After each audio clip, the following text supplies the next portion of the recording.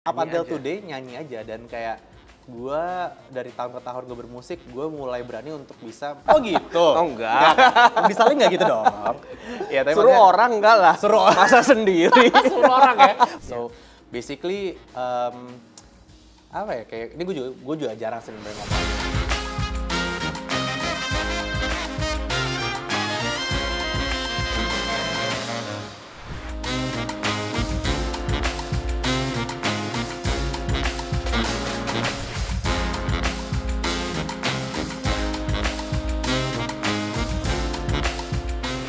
Sosoknya ini dikenal sebagai penyanyi dengan karakter suaranya yang khas. Single hits yang dikeluarkan selalu berhasil relate dengan kisah percintaan para pendengarnya.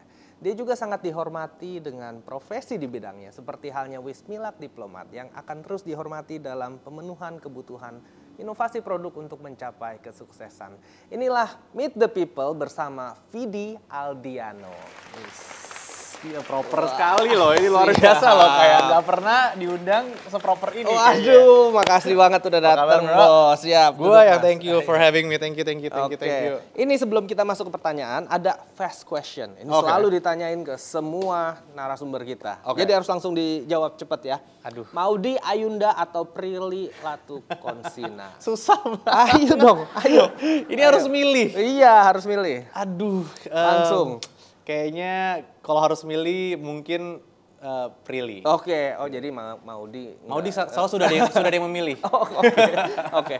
Pop atau R&B? R&B. Oh, oke. R&B. Pengusaha atau penyanyi? Penyanyi. Penyanyi ya? Penyanyi. Waduh, keren. Penyanyi. Nah, ini kita mau mulai pertanyaan dari banyak pertanyaan netizen nih. Tapi biasa ini selalu saya tanyakan, apa sih sebenarnya arti sebuah kesuksesan bagi seorang Vidi? Wah, berat juga ya Iya, pertanyaan pertama tuh paling berat.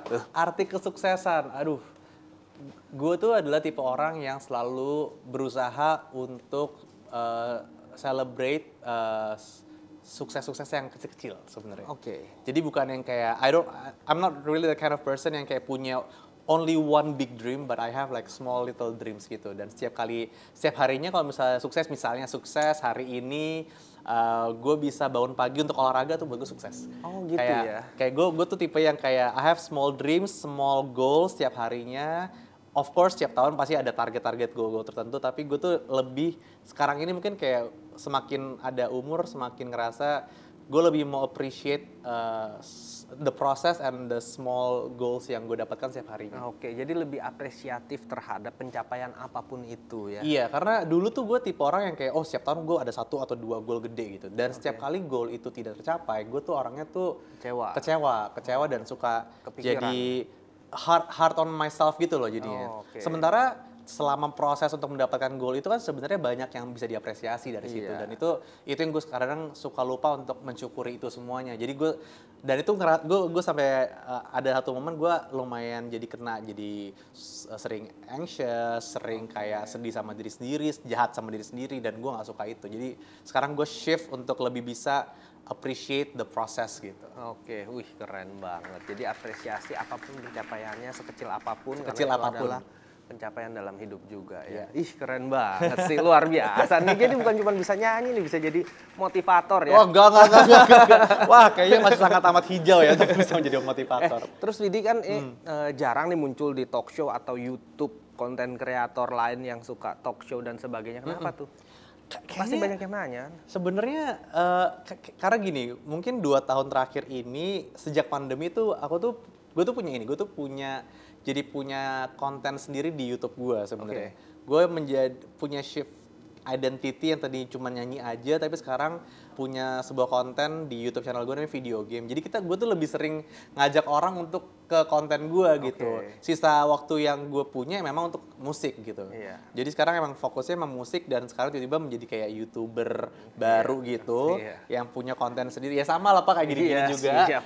Jadi emang ini gue jarang banget untuk main-main ke tempat orang, bukan karena nggak mau, cuman emang waktu gue kalau misalnya nggak nyanyi nggak level lah ya, apa itu siapa itu gitu. Nggak sama sekali loh. Gue tuh sebenarnya pingin banget kayak sekarang sering kan ngeliatin di TikTok atau di YouTube tuh kayak oh yang ini bikin konten ini sebenarnya kayak ih seru juga ya kalau gue diundang. Pingin banget. Gitu, ya. Makanya nih sekarang hari ini kan gue kesini juga siap. karena kayak gue pingin apa ya, pingin silaturahmi gitu loh konten-konten lain juga. Iya. Dan ya itu waktunya aja sih karena sekarang masih aktif nyanyi juga kan. Iya. Nah, terus kan tahun 2019 pernah divonis dokter kanker stadium 3 nih, ya kan, kanker ginjal. Itu gimana sih proses bisa survive sampai akhirnya sembuh itu gimana tuh pada saat itu? Ya itu 2019 kayaknya bisa dibilang sekarang bener-bener udah nggak ada apa-apa jadinya? Masih sebenarnya. Jadi gue masih ongoing treatment karena ternyata tipe cancer gue, jadi cancer tuh gue baru tau ada beberapa tipe gitu. Oke.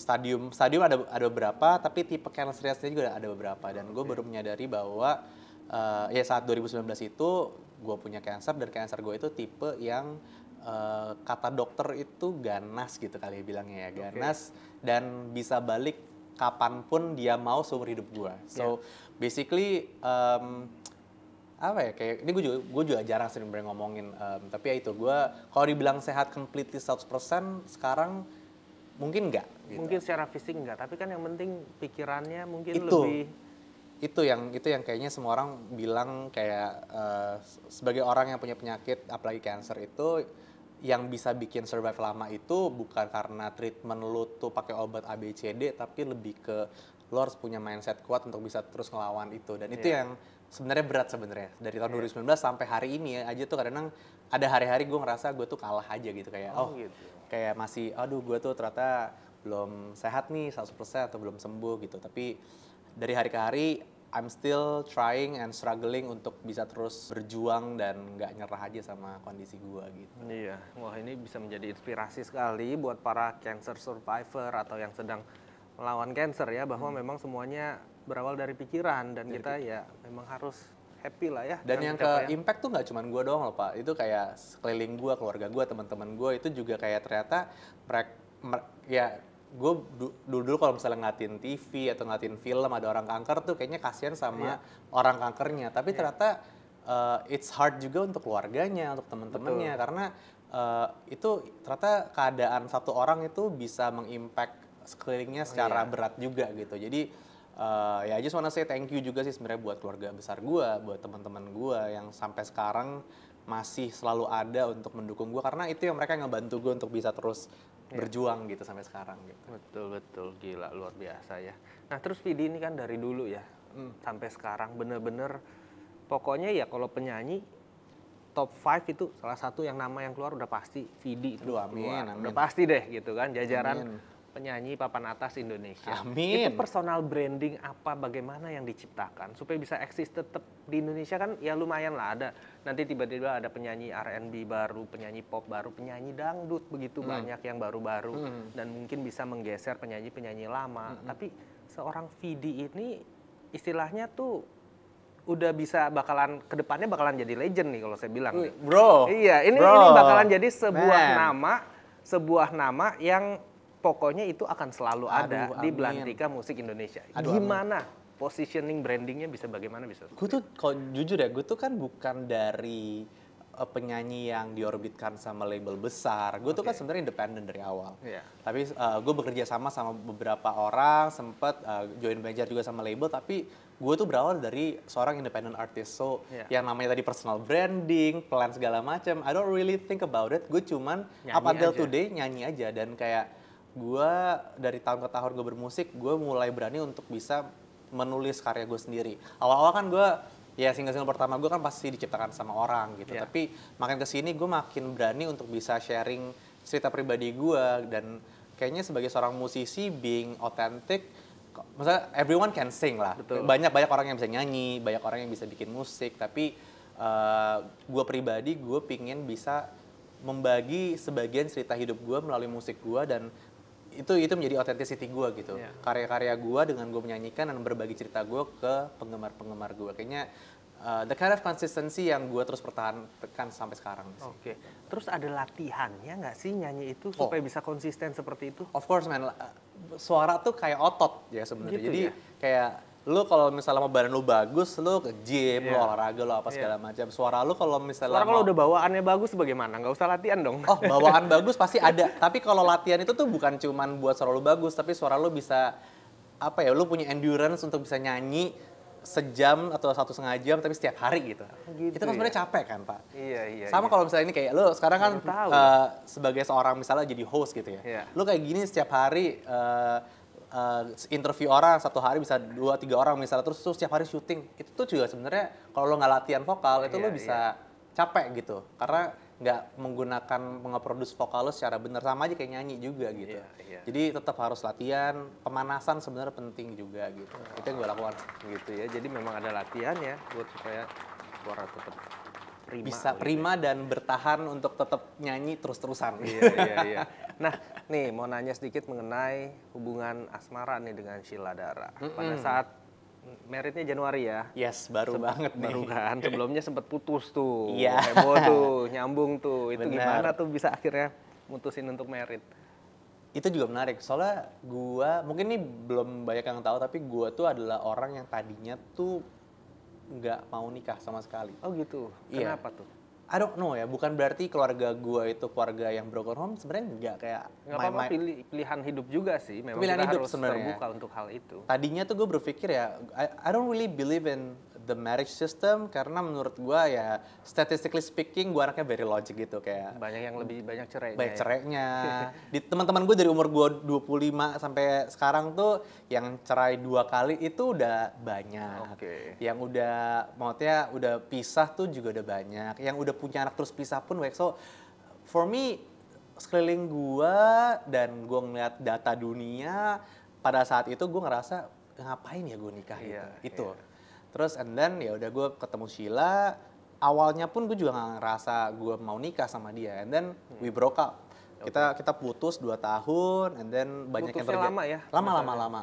Gue ya sempat sama beberapa orang dulu setelah apa lagi putus itu dia pun juga. Abis itu gue kena sakit si kanker gue itu. Dan dari situ itu yang kayaknya merubah perspektif gue kayaknya. All of my priority change. Yang tadinya mungkin prioritas gue itu pertamanya itu adalah pokoknya gue anaknya karir. Mungkin relationship gue sama keluarga, sama pacar gue, sama siapapun itu tuh bukan menjadi prioritas utama gue. Sama sahabat gue tuh nggak mikirin deh, yang penting gue bisa kerja terus-terusan, gue mau bangun empire gue pribadi, itu tuh prioritas gue. Dan saat gue sakit itu semua yang prioritas nomor 1 gue tuh hilang. Rasanya kayak lu mau duit lu 20 triliun, tapi lu sakit, lu buat Percuma, apa? betul. Buat apa gitu.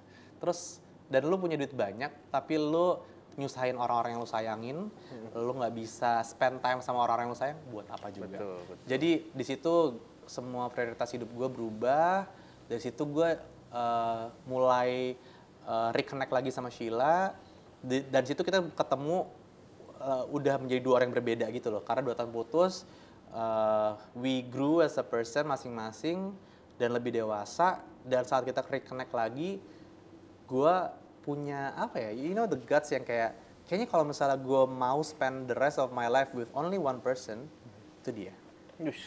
Dan itu yang gue punya sama Sheila di hubungan gue yang baru sama dia.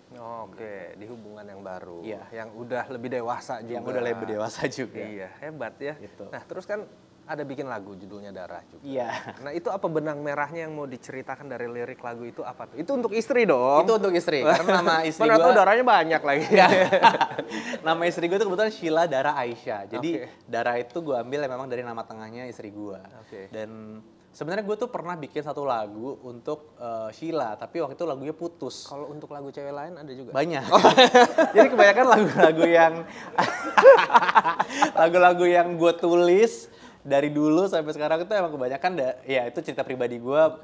Tapi orangnya Lain-lain. beda-beda. Udah berapa lagu? Ya, gue nggak pernah hitung sih. Nggak hitung ya? Nggak pernah hitung sih. Cuman yang buat Sheila itu dulu tuh gue pernah bikin satu lagu judulnya Tak Sejalan saat gue putus. Itu udah lagu 1 buat dia. Sekarang bikin Nah, lagi jadi 2 lagu. Masa mau nikah, lagu terakhir buat Sheila Tak Sejalan. Mau nggak mau bikin. Software update dong. Oke. Iya kan? Jadi iOS kali. iOS. Nah makanya waktu gue udah mau nikah itu gue disuruh WO gue sebenarnya untuk bikin kayak wedding vow. Untuk malam resepsi gue ngomongin. Tapi kan gue kan anaknya kan nggak, pertama gue nggak pernah nikah, belum pernah sebelumnya. Wedding vow tuh apa gue nggak ngerti. What I know best is how to make a song and sing. Jadi ya udah gue akhirnya gue memutuskan mau bikin sebuah lagu sebagai wedding vow gue untuk Sheila. Akhirnya terjadilah lagu Dara itu, dan ya itu lagu Dara itu sebagai sebuah janji dan sebenarnya lebih ke doa sih. Gue anaknya nggak suka janji sih. Kalau janji itu kayaknya pressure commitment gitu. Tapi kalau doa kan hopeful, right? So itu doa untuk gue bisa terus membahagiakan dia sampai hari tua nanti. Wih gila, geter-geter dah cewek kalau digituin mah. Harapannya sih gitu ya, tapi Sheila Dara tuh agak lumayan unik anaknya. Jadi waktu gue nyanyiin lagu itu Pak, waktu gue di kan itu dia tuh anaknya nggak ekspresif sama sekali. Dia tuh nggak suka diromantis-romantisin sama sekali. Jadi waktu gue nyanyi, teman-teman gue di depan itu, ada yang nangis, ada yang kayak terharu. Sheila Dara cuma kayak bagus. Oke. Iya. Susah diimpress ya kayaknya. Susah banget, gue nggak tahu mau impress. Dia tuh impress tuh sama hal kecil, kayak gue suka nonton ada Netflix series yang dia suka tiap pagi itu, dia tuh suka banget kalau misalnya gue udah into sama series yang dia suka. Jadi hal yang kayak nggak jelas gitu, tapi kalau misalnya gue di ulang tahun gue kasih bunga segede apa gitu, dia kayak buang duit gitu. Kasih lagu, apain sih gitu. Tapi giliran gue suka nonton series yang dia suka, I love you so much, kita bisa spend time nonton ini gitu. Oke, unik ya. Iya. Oke. Emang beda-beda. Nah terus berapa hari ini juga kan ada rilis lagu baru nih. Iya. Ada lagu lagi namanya Salam Kenal. Salam Kenal. Ini buat cewek lagi. Iya. Sebenarnya cewek baru lagi. Sebenarnya buat cowok. Buat cowok. Oke, nggak apa-apa juga, nggak apa-apa. Ini kayaknya lagu pertama yang gue bikin untuk cowok, tapi ini untuk cowok barunya mantan gue sebenarnya. Cowok baru. Oh gitu. Mantan aja dipikirin ya? Iya. Tapi mantannya bisa nyanyi nggak? Wow, kalau gue bilang iya atau enggak, orang-orang yang tahu jalan cerita hidup gue bisa menebak ini buat siapa lagunya.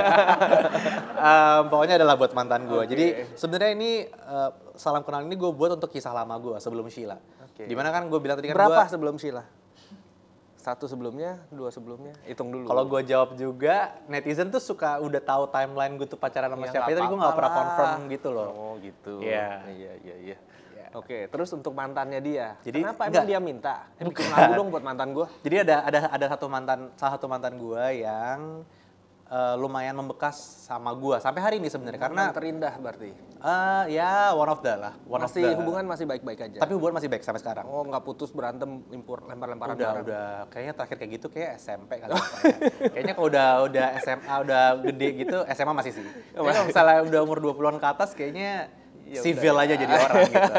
Tapi kan gitu kan, ada beberapa orang yang pernah singgah di hati dan kayak memang itu punya impact besar, nggak bisa dipungkirin. Dan gue sebagai manusia, gue nggak mungkin bisa melupakan semua memori dan pengalaman gue sama orang ini. Dan kebetulan orang ini emang spesial banget. Jadi Salam Kenal ini gue bikin sebenarnya untuk pasangan barunya dia. Dan gue titip pesan untuk kayak tolong ya jagain.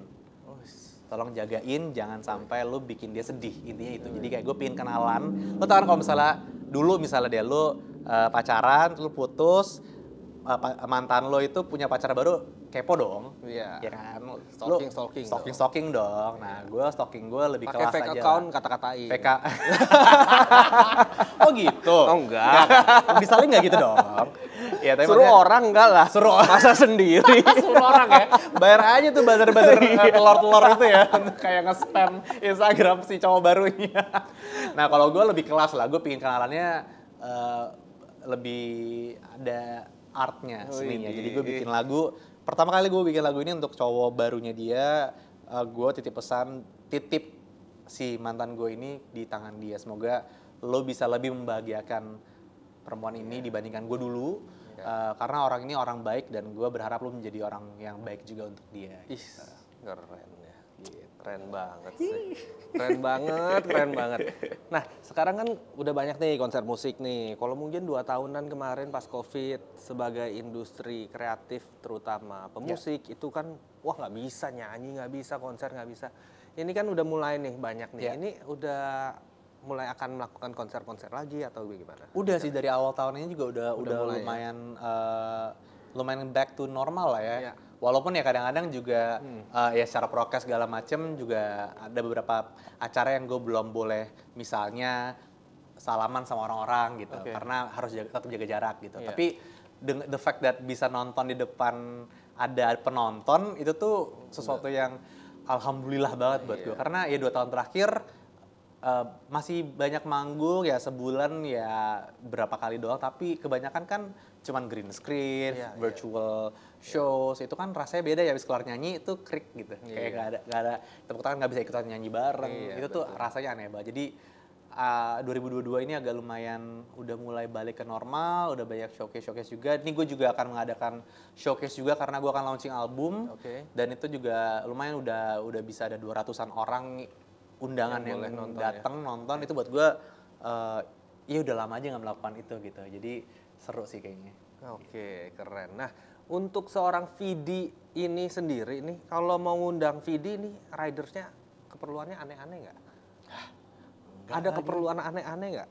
Enggak lagi gue keperluan kayaknya standar deh maksudnya ya yang penting kan gue dikasih transportasi misalnya kalau keluar kota gue dikasih transportasi untuk bisa nyampe sana gitu nggak tiba-tiba kayak gitu nyampe kan maksudnya ya pasti kayak pesawat kamar gue juga kamar buat gue doang kamar hotel sisanya paling gue tuh suka minta kayak makanan-makanan yang gue suka doang gitu tapi makanan-makanan jajanan masa kecil gitu loh Kak kayak gitu ya. coklat kecil gitu yang gue suka dari kayaknya kecil. juga bukan orang tipe makan badannya bagus begitu kan jaga makan ya jaga sih tapi kadang gue kalau misalnya manggung tuh pingin makan yang bikin happy gitu iya udah sih sisanya sih gue nggak ada riders makan obat gitu mungkin ya biasa penyanyi obat apa kayak obat tenggorokan gitu enggak sih kan harus kalau misalnya sakit jangan nyanyi gitu ya. enggak sih gue nggak ada riders yang aneh-aneh sih kayak dulu tuh kayaknya ada berapa yang bilangnya wah riders artis tuh ada yang ajaib-ajaib gitu. Iya, minta A minta B gitu. Minta A minta B. Lo pernah interview orang riders yang aneh nggak? Oh enggak juga. Enggak juga. Tapi sekarang enggak. Indonesia kan anak orang-orangnya kan orang-orang yang santai gitu kan sebenarnya. Betul. Jadi kita yang penting, gue tuh yang penting ya, gue bisa kesana, bisa manggung, bisa ngibur orang tuh udah kayak udah kepuasan. Gue tuh nggak butuh dipuasin sama riders aneh-aneh sih. Itu kepuasan gue udah cuma bisa ngibur orang aja tuh udah happy gue. Iya. Oke lah, mantap lah. Nah, Vidi juga kan ada invest di restoran ya. Ada restoran. Sekarang emang lagi bisnisnya apa nih? Restoran terus lagi pengen bisnis di mana? Sekarang ini ya ada beberapa F&B yang gue invest di sana.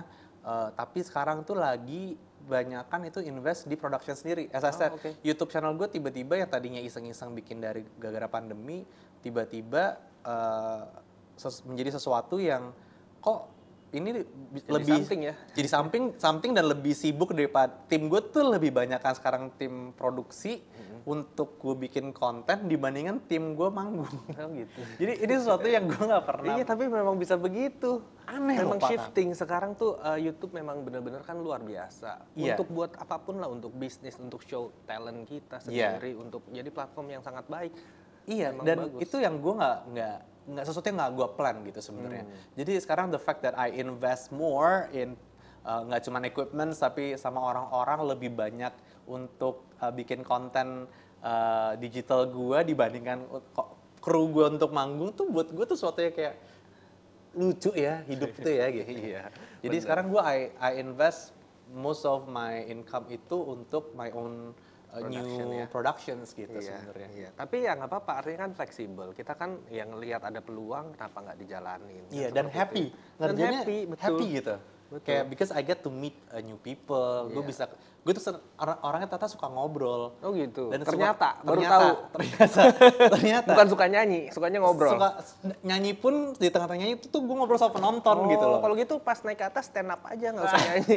Nah kayaknya kurang lucu kalau stand up gitu.